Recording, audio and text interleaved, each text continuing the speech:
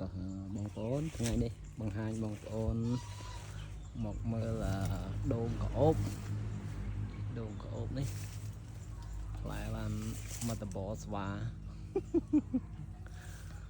មើលសាក់មើលល្មមនៅដូចរៀងនៅសក្បាលឡើយតន់មើលទៅតន់ល្មមទេ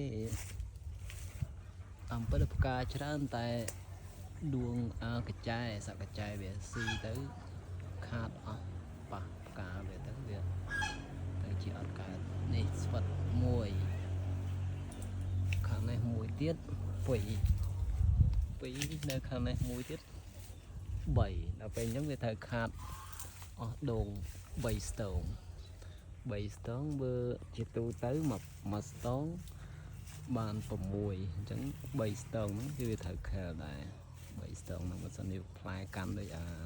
ស្ទងនេះ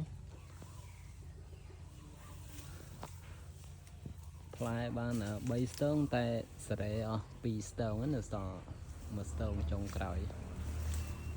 មើលទៅវារៀងនេះរៀងនៅស្ទើឡើយនៅសក្បាលឡើយចាំមើលតាមពិតដូងនេះវាក្អូបឈ្ងុយដល់ផ្លែពូសុតយើងទិញពូសុតយកមកដាំមិនក្អូបតែត្រឡោកវាតូចទេតែទឹកវាឆ្ងាញ់ឈ្ងុយផ្អែមឈ្ងុយ